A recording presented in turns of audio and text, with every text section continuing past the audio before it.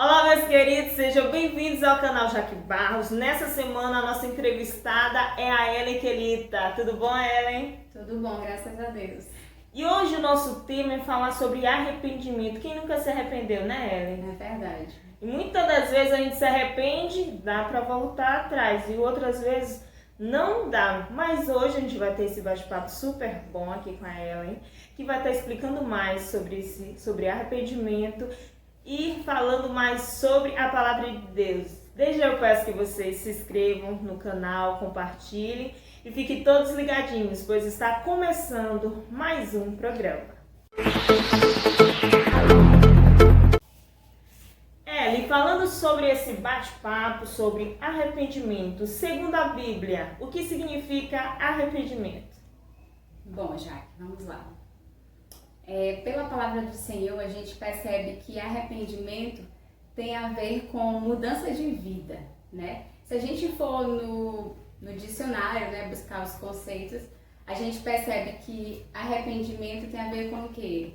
É o homem, né, o indivíduo que ele pensa, ele reflete em algo que ele cometeu no passado e nesse momento que ele está refletindo, ele sente por aquilo que ele fez, né? Então é isso, se arrepender, ele está arrependido do que ele fez. Porém, se nós formos na Bíblia, ele tem conexão, né? Claro, tem ligação com o próprio conceito, porém na Bíblia, o arrependimento na Bíblia está ligado à conversão, à mudança de vida, mudança de atitude, mudança de pensamentos. É isso. Certo. E qual a importância do arrependimento para a salvação?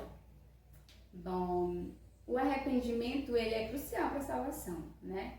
Não tem como nós nos achegarmos a Deus sem ter o arrependimento. Eu creio que o arrependimento ele é o primeiro passo para que haja a salvação. O primeiro passo. O homem ele precisa se arrepender para alcançar a salvação. Certo. E a gente consegue também observar que o pecado ele sempre afasta a humanidade de Deus. Assim como aconteceu no início, né? Ali no Jardim do Éden, entre Adão e Eva. Então sempre o pecado ele vem afastando a humanidade de Deus. Então o que acontece com as pessoas que não se arrependem e continuam pecando?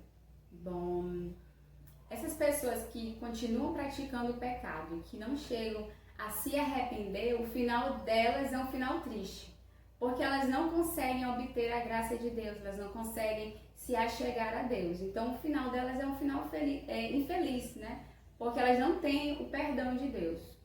Como a gente já falou, para alcançar a salvação eu preciso me arrepender. Então, quem pratica o pecado, quem vai contra a palavra do Senhor, ele só tem a se destruir, né? Ele não consegue alcançar a salvação e não tem o perdão de Deus.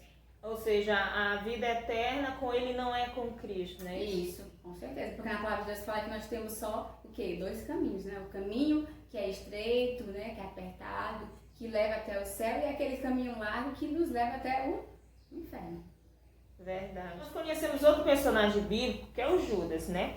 Pelo qual ele foi um dos discípulos de Jesus, e existiu um momento ali que ele traiu Jesus, e naquele momento que ele traiu Jesus, muitas pessoas chamam aquilo que logo após ele trair Jesus, ele se suicidou. Infelizmente, ele tirou ali a sua própria vida.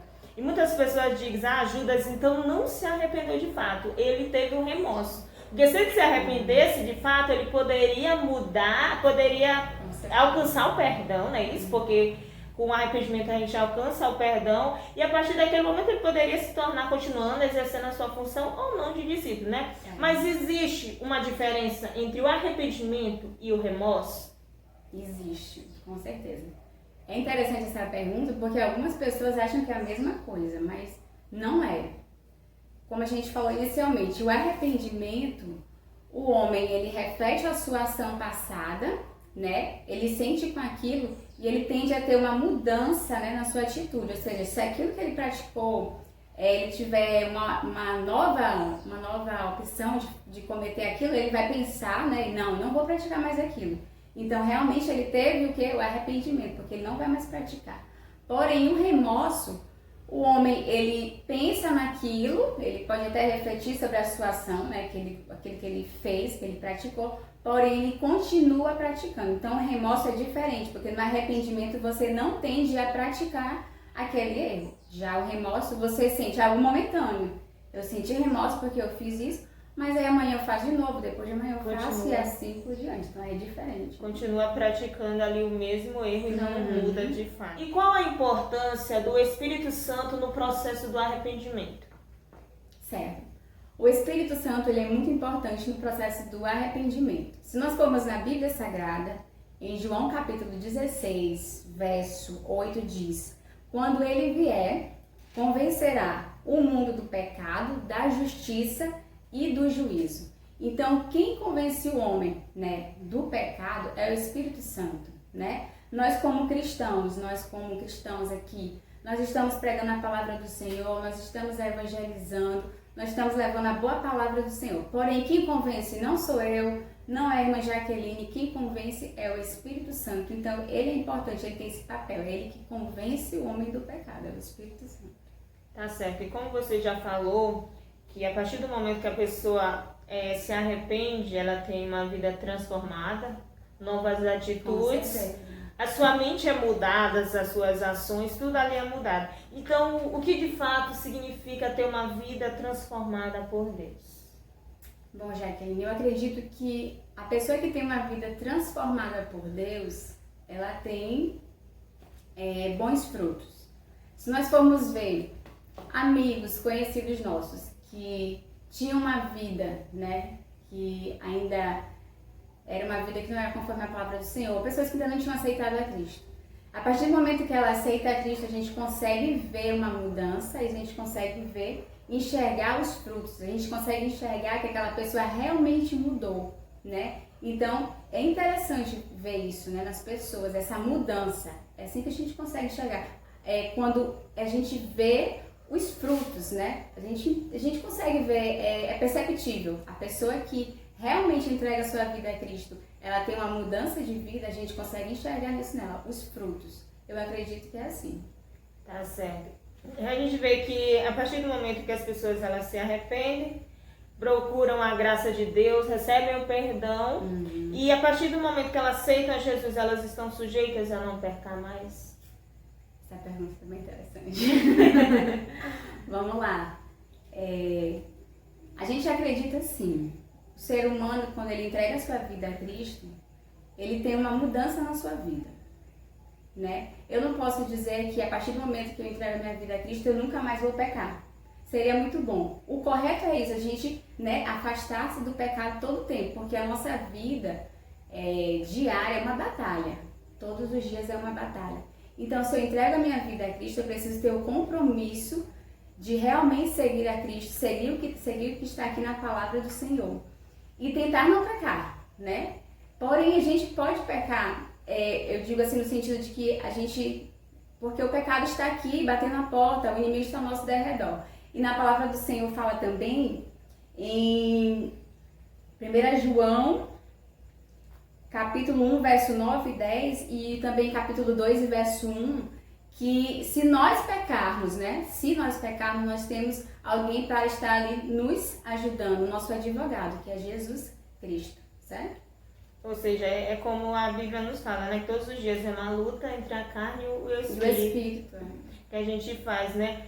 E muitas das vezes as pessoas dizem, eu peco porque a carne é fraca e tudo mais, mas não, você tem que lutar. A gente não pode dar essa desculpa. Jamais. Pois é. Aí a gente tem que lutar para não pecar, porque como a gente já falou aqui, que o pecado ele nos afasta de Deus. Com certeza. Já vem a gente viver uma vida longe de Deus, que Deus não está nos direcionando. Quais as ações, as atitudes que a gente pode tomar e as consequências, né, que a gente pode tomar por aquela atitudes que a gente possa estar fazendo ali. E outro texto também, em Mateus 4, versículo 17, Jesus chama ali o arrependimento. E em outros vários, em Jonas também chama Nínive, ali o povo de Nínive, ao arrependimento.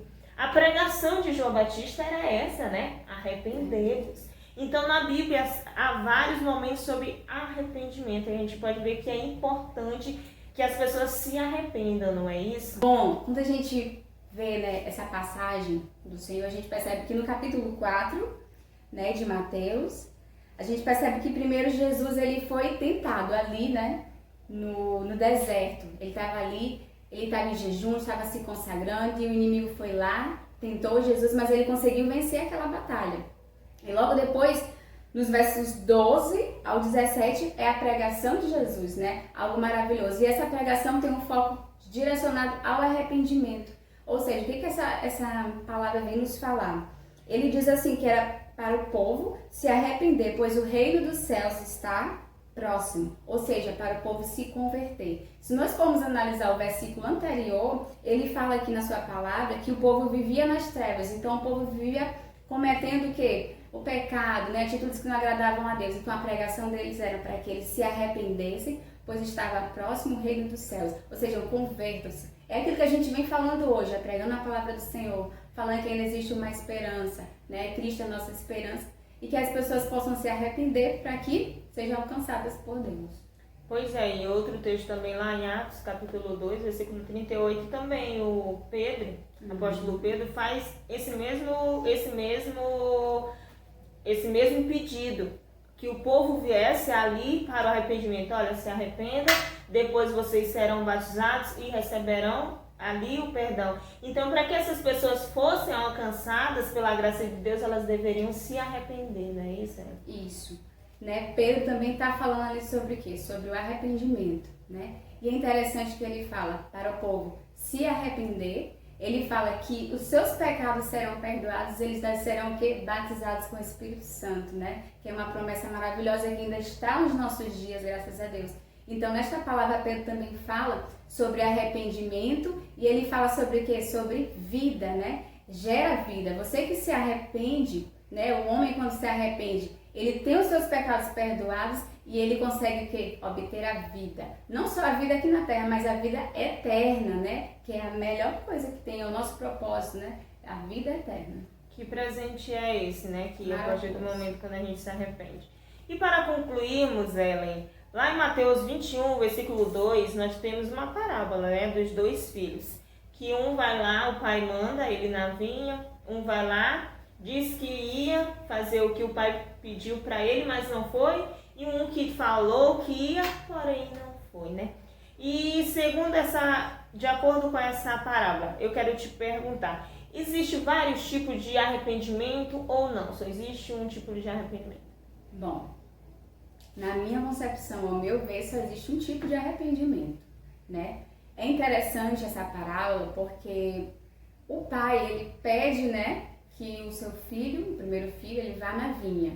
E ele diz o quê? Que ele não iria. Porém, ele se arrepende de ter falado aquilo e ele faz o quê? Ele tem uma mudança, né? Isso. E ele vai. Já o segundo filho, ele diz que iria na vinha, porém não foi. Ele também se arrependeu. Então, os dois filhos se arrependeram. Porém, um se arrepende, né? De ter uma atitude, de ter falado ao pai que não iria e foi. E o segundo já se arrependeu e ficou. Não foi na vinha. Se a gente for perceber, os dois se arrependem. Mas isso não significa que há dois tipos de arrependimento. A gente percebe que os dois se arrependeram. Porém, o primeiro foi o que agradou. Porque apesar de ter falado que ele não iria à vinha, ele se arrependeu, mas cometeu o quê? Uma atitude de ir fazer a vontade do seu pai, né? E a gente pode ligar essa parábola à parábola do semeador, né? Existem várias sementes, porém ela cai em solos diferentes. E os solos diferentes têm cada uma atitude, né? De quê? De brotar ou não aquela planta, né? Vamos dizer assim. Então, os filhos tiveram a opção de atender o pedido do pai. Porém, atende de uma forma dizendo que não vai e acaba indo, e foi essa que agradou. Porque apesar de ter falado que não iria, ele se arrependeu e fez o quê? O que o pai pediu, né? Então, mas na minha concepção, o arrependimento é somente um arrependimento. Não existe vários tipos de arrependimento. Tá certo, Ellen querida. E hoje essa foi nossa entrevista. Mais uma vez, muito obrigada. Você que estava super calma aqui. Oi, demais. Mas tem um conhecimento muito grande sobre a palavra de Deus. Então eu agradeço por você ter aceito. Queridos, até o próximo programa. Desde já se inscrevam no nosso canal, comentem aí. Fiquem com Deus e tchau!